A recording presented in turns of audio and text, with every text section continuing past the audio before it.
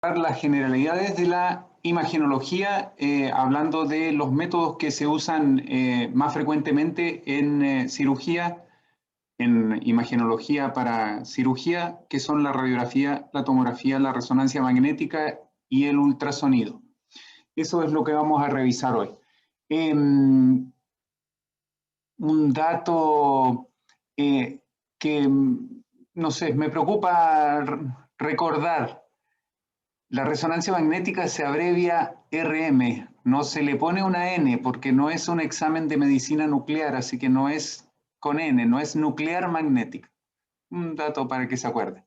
Y el ultrasonido es la ecografía, le llamamos todos ecografía, pero ahora su nombre más común es ultrasonido.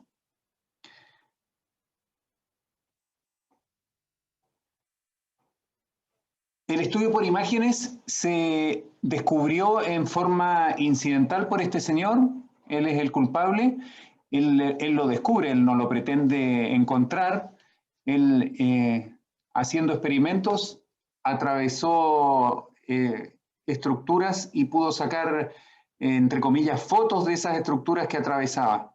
Y entonces desde esa época se le empezó a decir roentgenología, después se le dijo radiología y actualmente se le dice imagenología. Esta es una de las radiografías que tomó este señor, Roentgen, en la mano de su esposa supuestamente. Así obtenía las imágenes él, ya era un gran avance, y así las obtenemos ahora en el siglo XXI. En el siglo XX no veíamos las radiografías como se ven en esta imagen, ¿eh? Para que ustedes sepan, todos crecimos, todos los que estamos haciendo clases aquí, crecimos con radiografías de bastante menor calidad que las que tienen ustedes ahora. Bueno, empecemos. ¿De qué se tratan los rayos X?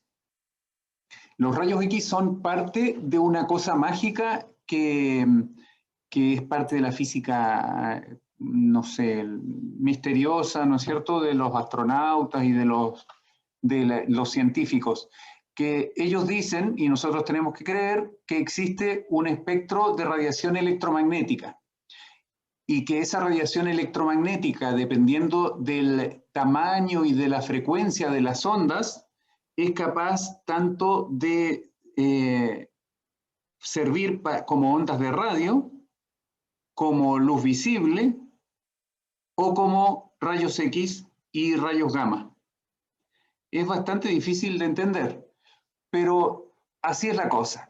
Las ondas electromagnéticas de electricidad y de fotones y de electrones son capaces de generar las imágenes. Los rayos X tienen características especiales principales que atraviesan la materia, especialmente las materias como los seres vivos, y por lo tanto podemos tomar radiografías de ellos. El problema es que además ionizan la materia, o sea, le sacan un electrón y por lo tanto son capaces de afectar la materia. Y una cosa relativamente buena es que la intensidad de los rayos X disminuye muy rápidamente.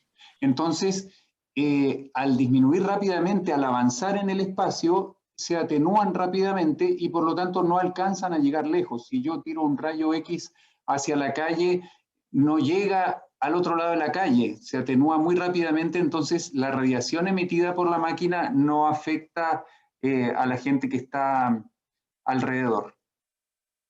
¿Para qué sirven los rayos X? Sirven para hacer las radiografías, pero también sirven para hacer la tomografía computada, de la que vamos a hablar un poquito después. Es lo mismo, la tomografía computada también se hace con rayos X. Y también los rayos X sirven para hacer radioterapia, para tratar a los cánceres, frenarlos y a veces eliminarlos. Por lo tanto, hay que entender que los rayos X son capaces de modificar a los seres vivos. Los rayos X en la práctica habitual son emitidos por una máquina que tiene una especie de ampolleta de rayos X que lanza el rayo X hacia la zona de interés que nosotros queremos estudiar. No lo lanza para todos lados, ni a la cabeza ni a los pies, solo en la zona de interés. Y lo lanza por milisegundos, así que esa máquina no está emitiendo radiación en forma permanente y no es peligrosa si está sin tomar la radiografía. El tema es que los rayos X, así como la luz también, pueden rebotar. Rebotan en el paciente, rebotan en las máquinas y rebotan hacia los lados y entonces nos podrían afectar si es que estamos muy cerca. Aunque no nos apunte directamente, el rebote de rayos podría afectarnos. La imagen se obtiene como una sombra, igual que una sombra de luz. En este caso hay un solo foco iluminando esa mano, ¿cierto? Y se obtiene una sombra que da una idea de lo que hay. No es exactamente lo mismo que la mano, ¿cierto? Pero es una idea similar. Las imágenes son de ese tipo, son sombras, y las sombras las graficamos por convención en tonos de gris. Lo más negro lo graficamos como el gas, lo más blanco como los metales y los huesos compactos, y entre medio el tejido adiposo se ve gris oscuro en el plano subcutáneo, por ejemplo. Las llamadas partes blandas, que son las vísceras, por ejemplo, como el hígado y el riñón, se ven un poco más blancos. Los huesos depende de cuán compacto es, por ejemplo, el hueso esponjoso se ve más transparente, las corticales se ven más blancas, y los elementos que nosotros pongamos en el paciente, como por ejemplo este catéter, se puede ver más blanco si es que le agregamos, si le agregamos algún metal para contrastarlo. Entonces, podemos ver las densidades diferentes de las distintas estructuras y asumir de qué se trata. Pero obviamente tenemos que saber anatomía y patología para poder interpretarlo, además de entender cuál es la densidad de cada cosa. Por ejemplo, esto es la densidad del gas en el colon, la densidad del tejido adiposo entre el colon y la pared abdominal, la densidad del riñón, la densidad del músculo psoas en esta zona. Así es como lo vemos. ¿Cuál es el problema de la radiografía? Que está en dos dimensiones, no tiene profundidad. Por lo tanto, yo no puedo saber si este cálculo está en la piel, si está en un riñón, si está en el intestino, si está incluso en la sábana del paciente podría estar esa piedrita y no ser un cálculo. Ese es el problema principal de la radiografía, que no nos da imágenes que permitan localizar en 3 dimensiones. Entonces los rayos X tienen unas características muy interesantes, pero lo principal que tenemos que recordar, porque somos los médicos que le indicamos el examen al paciente, tenemos que recordar que podemos dañar a los pacientes con los rayos X. Se pueden quemar, se les puede caer el pelo, como a mí, que se me cayó por culpa de los rayos X, puede darnos cataratas, anomalías congénitas, nos puede dar cáncer y nos podemos morir. La radiación ionizante no es para que se lo aprendan, pero sirve esto como un ejemplo. Se mide en milisieverts. Una radiografía que dura menos de un segundo en tomarse aporta al paciente esa radiación. Es, por ejemplo, 1 milisievert. En cambio, una tomografía computada, un llamado escáner, ¿no es cierto?, aporta una radiación de hasta 30 milisieverts, o sea, 30 veces más que una radiografía. Esto se ha calculado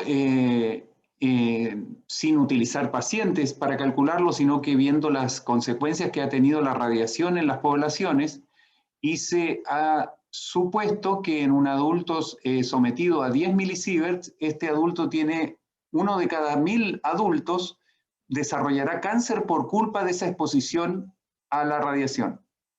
Lo bueno es que de 1000 adultos, 420 van a morir de cáncer. Eso es lo que pasa. Bueno, ahora pueden morir de COVID también, pero en general la mitad de 1000 personas mueren de cáncer.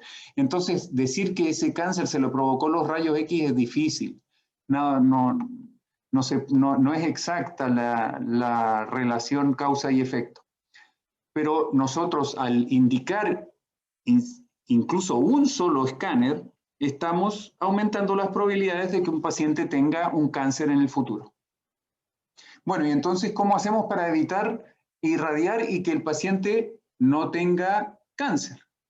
Y que el radiólogo y el tecnólogo médico, que es la persona que hace el examen, tampoco se irradie y no le dé cáncer.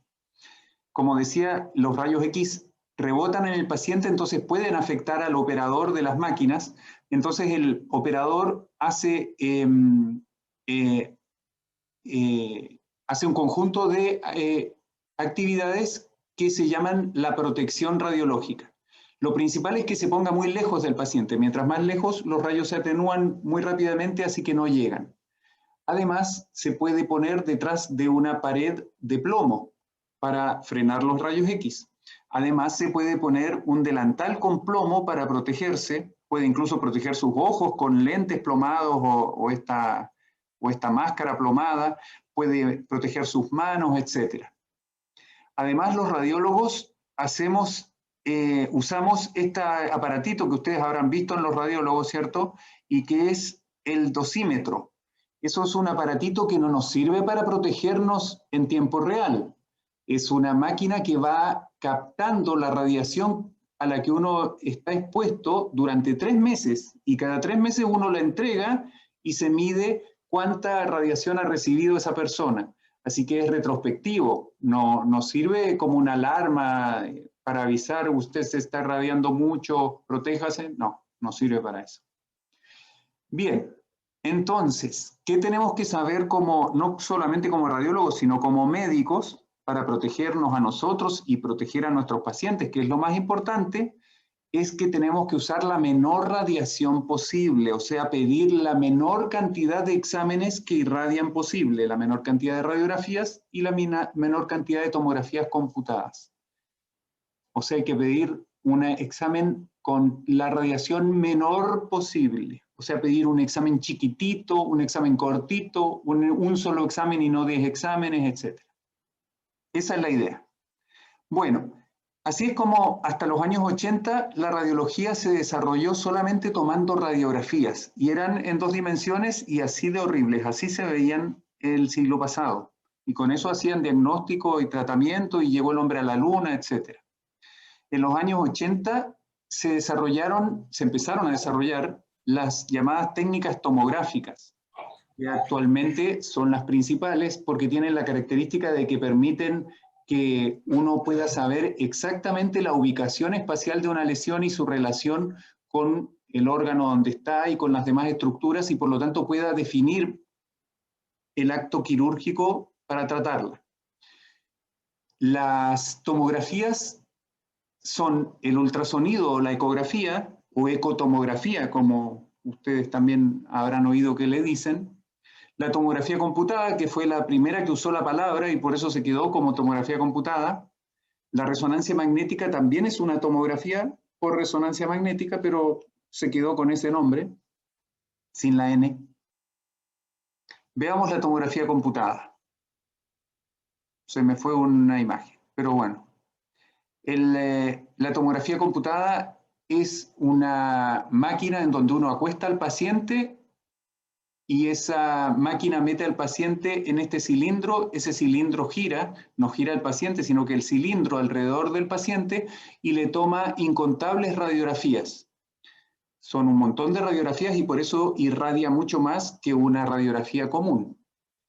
En ese examen, que puede durar menos de 1 minuto a 15 o 20 minutos, dependiendo de las necesidades, el paciente es rodeado múltiples veces y se obtiene una espiral de información que después un computador transforma en una imagen, y de nuevo se usa la misma escala de grises en que el gas es negro, el gas que rodea al paciente, los huesos y las estructuras más densas se ven más blancas, y también el medio de contraste. Por ejemplo, aquí está la aorta con medio de contraste yodado, también se ve más blanco. La escala de grises es la misma. Uno podría usar una escala de verde, una escala de azules, da lo mismo. Ustedes podrían usar la escala que quieran, de rosado, de amarillo, pero sería desde el amarillo más luminoso al amarillo más oscuro, porque esto es solo una escala de hay señal, no hay señal, hay señal, no hay señal. Es sí y no, ceros y unos. La tomografía computada multidetector, ¿cómo vamos en el tiempo? La tomografía computada multidetector, que es la que se usa actualmente, nos permite hacer imágenes como esta, extraordinaria, en que se ve el hueso, se ven las aortas y sus ramas, se ven los riñones, se ven los uréteres, pero la verdad es que uno no usa exactamente eso como diagnóstico, sino que va mirando las rebanadas del paciente. Pero lo interesante de la tomografía computada multidetector es que es tan rápida que es capaz de estudiar a cualquier paciente, aunque éste se esté moviendo. Por ejemplo, un niño pequeño, o una persona que está desconectada y no puede cooperar, o una persona que está con disnea y tiene que respirar durante el examen, no hay problema, porque es tan rápida que igual el examen queda relativamente bueno. Es un examen, como les decía antes, que puede durar menos de 10 segundos. Entonces, en muchos casos se le puede hacer a cualquier persona. En cambio, una resonancia magnética demora media hora, una hora, no se le puede hacer a cualquiera. ¿Por qué usamos múltiples fases? Ustedes ya habrán conocido esta frase que ahora le ponen todos los tratantes a los exámenes que dice tomografía computada de abdomen trifásico. Bueno, se refiere a hacerle muchas fases para diagnosticar alguna cosa en especial. Las fases múltiples sirven para diagnosticar algunas cosas, no se usan para todo. Entonces, en general, más que decidir el tratante, si es que se hace o no trifásico el examen, lo ideal es que lo decida el radiólogo usando el diagnóstico presuntivo que ustedes pongan. ¿Y qué son las fases? Las fases son momentos en que se estudia al paciente después de inyectarle el medio de contraste. Por ejemplo, aquí se ven los riñones sin medio de contraste. Aquí los riñones a los 25 segundos de inyectado el medio de contraste por una vena periférica. El medio de contraste ha llegado a la aorta y las arterias y a la corteza renal. A los 70 segundos de inyectado el medio de contraste, este ya llegó a la médula renal, a la vena cava también, a la vena porta y al parénquima hepático. Y a los 3 minutos de administrado el contraste, ese contraste ya no está tan intenso en los órganos sólidos, sí está muy intenso en los riñones y en el sistema excretor, porque el cuerpo está eliminando a través de los riñones el contraste. Cada una de esas fases se usa dependiendo de la presunción diagnóstica y para alguna cosa en específico que uno esté buscando. Por ejemplo, aquí se ve un hígado que está sano sin ponerle contraste, pero al hacer adquisiciones con contraste se logra ver que empiezan a aparecerle múltiples metástasis y ya en esta adquisición tardía las metástasis desaparecieron. Entonces con esto uno puede decidir qué fase le hago de acuerdo a el diagnóstico que estoy buscando, porque si se la hago sin contraste o muy tardía no voy a ver nada, en cambio donde mejor se ve, por ejemplo en este caso, es una fase venosa. Lo mismo en este tumor hepático, yo no sé lo que es, pero le hago múltiples fases y puedo saber con certeza que esto en este caso es un hemangioma hepático, un tumor benigno que a pesar de que es grande, no va a matar al paciente y no requiere cirugía. Para eso son las fases. El tema es que para tener un examen que tenga las fases necesarias, porque cada fase irradia más al paciente, y lo irradia al doble, porque es ver el hígado primero sin contraste, después en arterial, después en venoso, después en más tardío. Voy irradiando, voy quemándolo, voy dándole cáncer, ¿cierto? Toma tu cáncer, acá tienes otro, ahí va tu linfoma, tu leucemia. Eso no lo tengo que tratar de evitar. Entonces, las fases hacemos las menos fases necesarias de acuerdo a la hipótesis diagnóstica. ¿Y por qué lo pongo en grande? Porque ustedes tienen que aprender como futuros médicos en que es súper importante que la orden médica venga con una hipótesis clara de qué necesitan, con buena letra, por supuesto, de qué necesitan para que uno ajuste las fases a lo que necesita el paciente y así no irradiarlo de más y tampoco de menos, porque si el paciente paga un examen que tampoco le sirvió, no servía. Bueno, la tomografía computada utiliza radiación ionizante, que ya dijimos que es un problema, y además usa medio de contraste yodado. Eso también es un problema porque es una especie de veneno, ¿cierto? La radiación ionizante ya la comentamos y el medio de contraste yodado tiene el problema de que, como todos los fármacos, tiene acciones que pueden ser negativas para el paciente.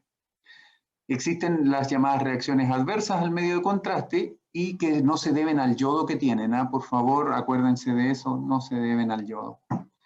Las reacciones adversas al medio de contraste son bien infrecuentes, generalmente son leves, pero en personas debilitadas, muy graves, que vienen de la UCI a tomarse la tomografía, podrían incluso fallecer por inyección de medio de contraste. Lo bueno de las reacciones adversas es que la mayoría aparecen inmediatamente después de inyectado el contraste, porque son de tipo alérgico y se desencadenan rápidamente, entonces uno puede rápidamente darse cuenta y atender al paciente, y que no le pase que después al día siguiente en su casa le vaya a venir la reacción y se vaya a morir y no haya nadie que lo pueda atender. Las reacciones adversas pueden ser locales como cualquier fármaco inyectado, pero además pueden ser sistémicas, de tipo alérgico, que son las más comunes, y de las no alérgicas, la más importante es el daño renal potencial. Las reacciones de tipo alérgico pueden ir desde sentir un poquito de calor, prurito, o que aparezca una pequeña pápula, hasta broncoespasmo, hipotensión e incluso un shock y fallecer. Así que lo bueno es que aparecen rápido y uno puede atenderlo. El daño renal es muy infrecuente y se asocia a daño renal preexistente, o sea, los pacientes que ya tienen cierto grado de daño renal se pueden dañar más. Esta reacción adversa no aparece inmediatamente, el paciente, sus riñones fallan progresivamente, en 1 a 4 semanas en general desaparece la falla y son tenues fallas renales, pero que si el paciente es nefrópata son acumulativas, puede ir empeorando. ¿Cómo las prevenimos estas reacciones adversas al medio contraste? A las de tipo alérgico en nuestro hospital les damos corticoides y antihistamínicos para prevenirlos a asmáticos, a pacientes que hayan tenido alguna reacción alérgica previa leve o a pacientes que tengan alergia a medicamentos como antecedente. Y no le damos medio contraste a pacientes que hayan tenido una alergia severa, o sea, que hayan requerido hospitalizarse, porque si le damos de nuevo el contraste y le pasa algo, va a ser culpa nuestra. El daño renal se previene sabiendo si el paciente es nefrópata o no, por lo tanto, averiguando la creatinina y además protegiendo los riñones con hidratación, la mejora de hidratación ideal. La tomografía computada tiene contraindicaciones, pero son muy pocas porque es un examen muy rápido. Tiene la contraindicación del embarazo porque la radiación afecta más a los seres que están en desarrollo acelerado, como es un feto o un embrión. Afecta más a los niños también, pero nosotros tratamos de evitar hacerla en una embarazada, excepto que fuera de vida o muerte hacer la tomografía computada. Y los pacientes que están en paro cardiorrespiratorio, en masaje cardíaco, no se puede hacer la tomografía, pero si ya terminó el masaje y ahora está solamente con ventilación, en ventilación mecánica, ya se puede hacer el examen, porque es muy rápido y la ventilación mecánica no afecta la tomografía, el paciente se mete y se saca de ese aparato muy rápido. Y obviamente la contraindicación que es absoluta es que si ustedes no convencen al paciente para que se la haga, no se la tienen que hacer. Bueno, el ultrasonido. No sé cómo estamos en la hora, no me acuerdo cómo era la hora. Siga nomás, doctor, no hay problema. Vamos bien, doctor, no se preocupe. Ya, esto es más corto, la tomografía computada me alargué más porque es lo más importante de todo, es el examen que más se hace como estudio preoperatorio. El ultrasonido es la ecografía, le decimos ultrasonido como nombre genérico, y se refiere a un sonido que no está debajo de los sonidos que oímos, sino que está arriba de los sonidos que oímos, ¿cierto? Son sonidos de muy alta frecuencia que nosotros no podemos oír, pero sí lo oye el ecógrafo y por eso nos sirve para generar imágenes. El ultrasonido diagnóstico es el de más de 2 MHz de frecuencia. Este ultrasonido se grafica como imágenes en escala de grises, que es lo que le llamamos ecografía o ecotomografía, y cuando a esa imagen en escala de grises le agregamos color o una curva espectral, se le llama ultrasonido Doppler, que es un apellido. El examen se hace, ustedes habrán visto cómo se lo hacen a las embarazadas, ¿cierto? Es una máquina junto al paciente y es en tiempo real, lo que es bastante interesante. Los equipos son portátiles, incluso ahora se están vendiendo de varias marcas. Esta es una sola marca, no estoy haciéndole propaganda. Hay varias marcas que permiten comprar el software y el transductor, y uno podría hacer en teoría un ultrasonido ultra portátil. ¿Cómo funciona la cosa? Las imágenes son horribles, son como se ve acá, pero no importa porque sirven para pequeñas cosas que son muy útiles. Por ejemplo, en este caso estamos viendo la vejiga y yo quiero medir la vejiga para saber qué volumen tiene, y eso lo puedo hacer aunque la imagen sea horrible. Aquí se grafica con estas flechas cómo el sonido viaja desde el transductor hasta una estructura y vuelve. Y el equipo dice a 2 centímetros del emisor del sonido había una estructura que hizo rebotar sonido. Entonces la graficamos blanca. Después, a 20 centímetros de mi emisor hay otra estructura que hizo rebotar el sonido y se grafica de nuevo. Es como un radar, la imagen de un radar. La resolución, en este caso la resolución espacial del ultrasonido, es lamentablemente dependiente de la frecuencia del sonido. Mientras más alta frecuencia yo uso, la resolución espacial de la imagen es más alta, pero el sonido se atenúa muy rápidamente, o sea, no logra penetrar profundamente. En cambio, los sonidos que logran penetrar son de baja frecuencia y obtienen baja resolución, lamentablemente. Ese es un problema del ultrasonido. En abdomen, por ejemplo, uno no puede obtener alta resolución, siempre es de baja resolución. En cambio, en las partes pequeñas o en las estructuras pequeñas, como por ejemplo esto que es el apéndice, se obtiene una alta resolución. Es un problema ese porque el paciente es la limitante en el ultrasonido. Siempre se ha dicho que el ultrasonido es operador dependiente, como si el acto quirúrgico no fuera operador dependiente, ¿cierto? Uno siempre dice, hoy me tengo que operar un juanete, tengo que elegir el que me va a operar el juanete. Obviamente, porque es operador dependiente la juanetectomía. Lo mismo en ultrasonido, todas las cosas son operador dependiente. Si yo me lavo los dientes, me lo lavo mejor o peor que ustedes porque es operador dependiente. No es operador dependiente el ultrasonido más o menos que otros exámenes. El problema que tiene es que es paciente dependiente. En los pacientes pequeños se ve perfecto y en los pacientes grandes no se ve nada. Es así.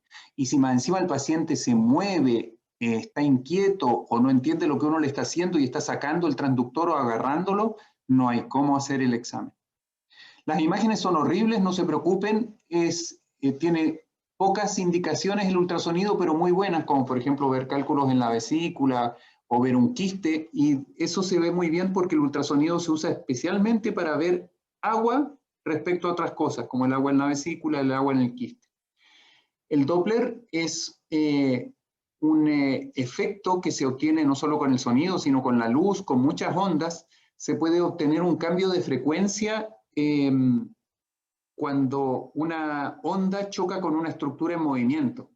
Entonces yo puedo saber, dependiendo de si esa onda que rebota en la estructura en movimiento vuelve con más frecuencia o con menos frecuencia, yo puedo saber si esa estructura se movía hacia mí o se alejaba de mí, y además puedo saber si a qué velocidad se movía. Es como lo que usan los carabineros para detectar la velocidad de un auto. Ese es el efecto Doppler. Determina entonces la presencia de flujo, la velocidad del flujo, la dirección del flujo, y haciendo esta curva, también la resistencia vascular. Le decimos Doppler color al que tiene colores y el Doppler espectral al que tiene una curva. Eso como información. Hay muchos exámenes Doppler en radiología y también en cardiología, etc. Pero finalmente, si el ultrasonido se ve tan mal y sirve para tan pocas cosas, ¿por qué se usa? Porque es más barato que la tomografía y que la resonancia, porque no hace daño, porque es muy portátil, ya vimos eso, y porque es dinámico, o sea, permite estudios en movimiento del paciente. Y las desventajas ya las dijimos, pero la desventaja es el paciente, no el operador. Muy bien, y finalmente, la última técnica tomográfica que nos queda es la resonancia magnética. La resonancia magnética consiste en someter al paciente a un gran imán, a un gran campo magnético en el que yo manipulo a los protones de ese paciente. ¿Cómo los manipulo? Los meto, ahí están los protones libres, son felices, ¿cierto? En la anarquía total. Los meto en el magneto y se me ordenan todos, mirando todos para un solo lado, y después yo los manipulo con ondas de radiofrecuencia, los estimulo y veo la señal que ellos emiten cuando se reordenan. Esa es la resonancia magnética. La resonancia magnética es muy lenta y tiene el problema de que el magneto atrae cosas y por lo tanto uno no puede meter gente que tenga pedazos de metal en el cuerpo, de metal que funcione, que sea atraído por el magneto. Pedazos de metal, de metales especiales utilizados en medicina actualmente sí pueden igual meterse en el magneto. Y las imágenes son similares a las de la tomografía computada, son de la rebanada completa del paciente y yo puedo ver antes y después del medio de contraste las imágenes. Por ejemplo, esto es un hemangioma hepático como se veía en tomografía computada también. La diferencia es que la resonancia magnética, aparte de usar imágenes antes y después de contraste, es capaz de ver las lesiones en muchas otras secuencias. Esta es una secuencia que se llama T2, esta es una secuencia que se llama T1 en fase, esta es una secuencia que se llama T1 fuera de fase, esta es la T1 FATSAT sin contraste y esa es después post contraste, y hay muchas más secuencias. Por lo tanto, es como la resonancia magnética es como una tomografía computada súper potenciada, porque es la tomografía computada más un montón de cosas más. Y como es un montón de cosas más, se usa en general como última etapa si es que uno no logró hacer el diagnóstico, y por eso también es más lenta y también es más cara. Es muy utilizada, por ejemplo, para ver la coledocolitiasis, como en esta imagen, la colecistolitiasis, ¿cierto? Tiene muchas aplicaciones, y en este caso la colangiografía es sin uso de medio de contraste, así que por eso es un éxito actualmente la colangiografía. Entonces, la resonancia magnética, ¿cuáles son sus ventajas? Es que lo ve todo, lo ve casi todo, sí, y no usa radiación. El gadolinio, que es el medio de contraste que se utiliza, no es nefrotóxico como el medio de contraste yodado.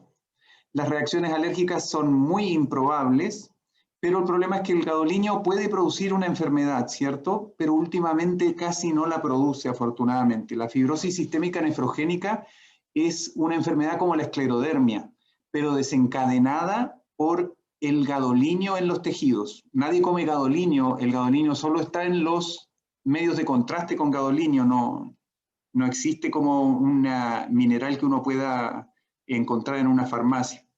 En 2006 se descubrió esta enfermedad, o sea, no, en los 90 se descubrió la enfermedad, pero en el 2006 se dieron cuenta de que la culpa era de los radiólogos. Los síntomas son como una esclerodermia, pero el tema es que el paciente puede llegar a morir por ella. Y se vio que esta enfermedad le daba a los pacientes que tenían insuficiencia renal en etapa terminal.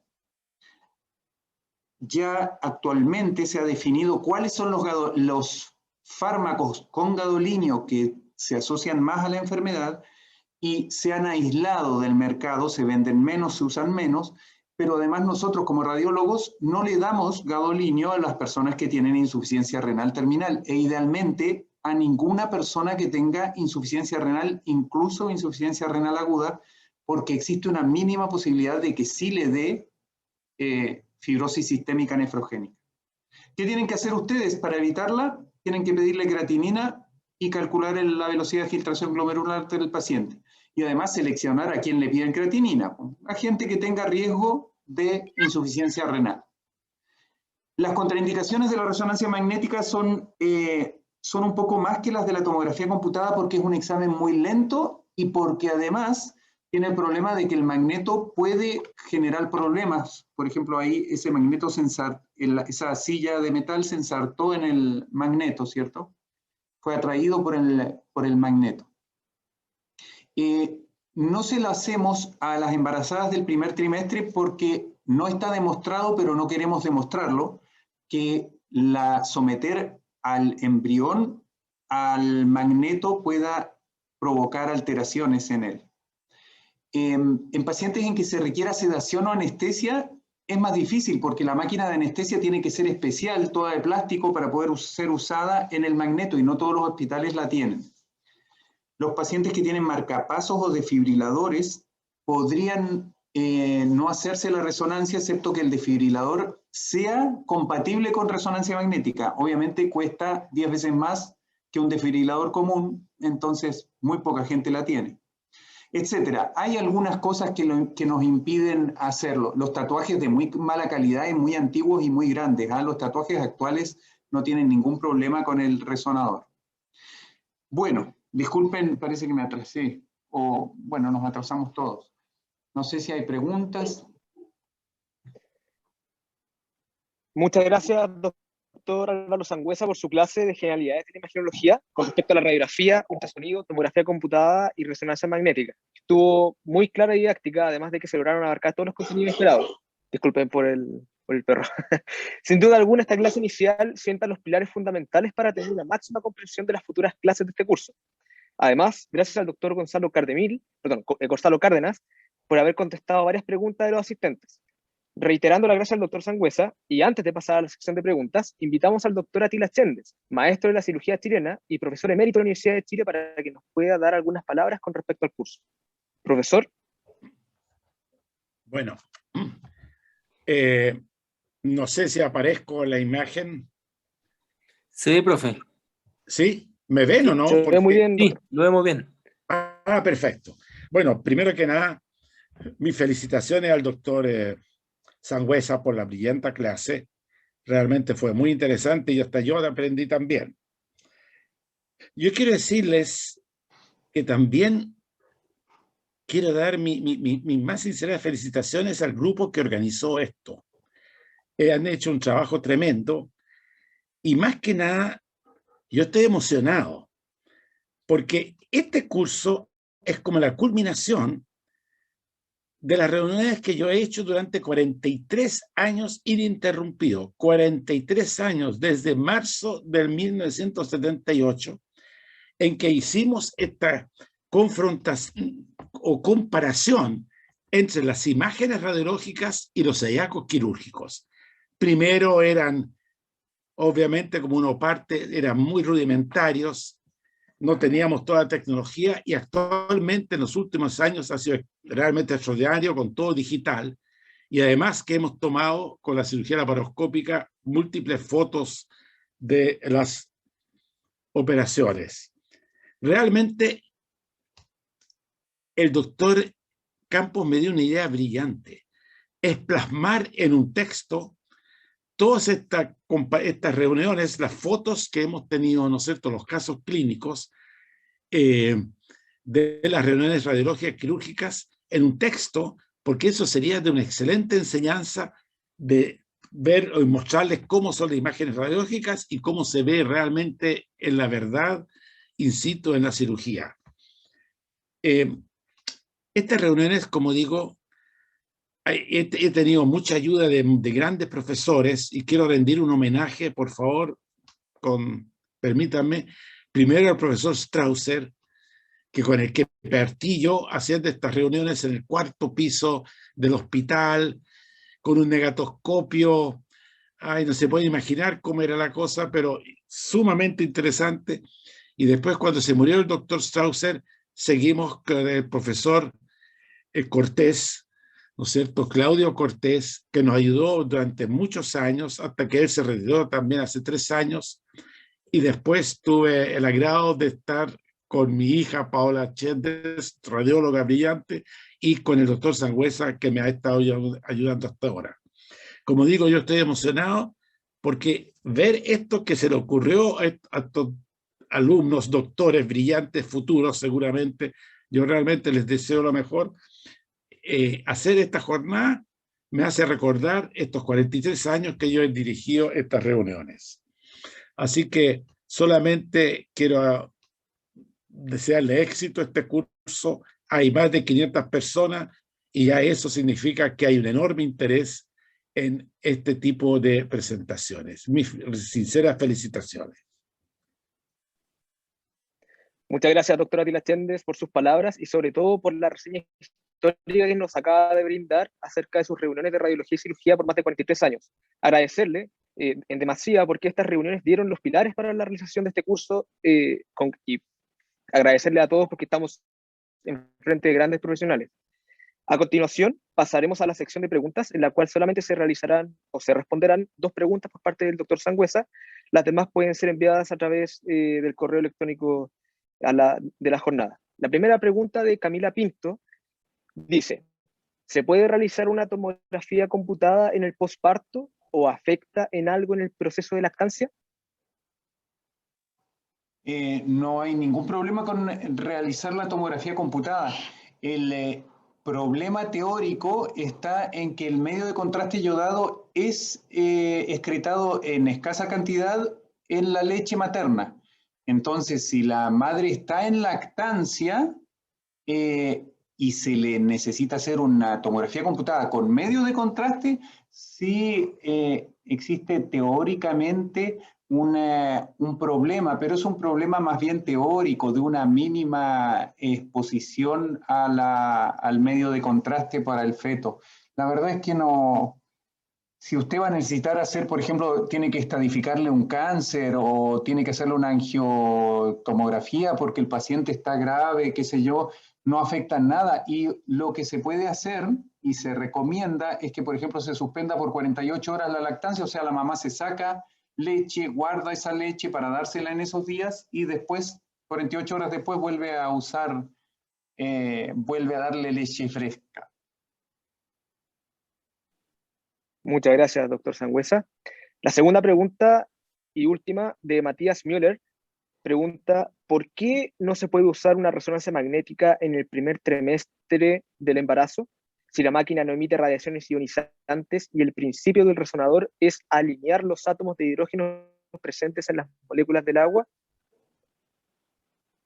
La resonancia magnética trabaja moviendo átomos y el movimiento es generador de calor, ¿cierto? El movimiento aumenta la temperatura. La temperatura es movimiento. Bueno, la verdad la física no es mi campo, pero las estructuras más calientes las sentimos calientes porque se están moviendo más, ¿cierto? La energía cinética es aumento de temperatura. Entonces, yo someto a un paciente a una resonancia magnética y la temperatura de ese paciente aumenta 0,1 grado, no aumenta nada. Pero estamos hablando de que en el primer trimestre hay un pirigüín de 1 centímetro desarrollándose a ultra alta velocidad. ¿Quiere arriesgarse a que esa manipulación durante a veces 1 hora del paciente metido dentro del resonador le vaya a provocar una alteración solo por este efecto de aumentar la energía cinética y por lo tanto aumentar mínimamente la temperatura? Esa es la idea. No está demostrado que sea dañino, pero si el paciente está muy grave, en general se hace una tomografía computada porque la tomografía sabemos que lo puede dañar al feto porque la radiación ya se sabe que daña a los seres vivos y más a los que están en altas mitosis. Sin embargo, esa radiación demora 2 minutos en hacerse y ya está, tengo el diagnóstico. En cambio, una resonancia, estoy 1 hora con un paciente grave en el resonador. No tiene sentido, no hay por qué hacer una resonancia magnética a una mujer en el primer trimestre del embarazo.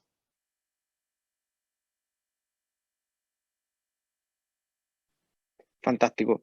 Muchas gracias, doctor. Reitero las gracias al doctor Álvaro Sangüesa por haber contestado estas 2 preguntas y por su magnífica clase inaugural de la jornada.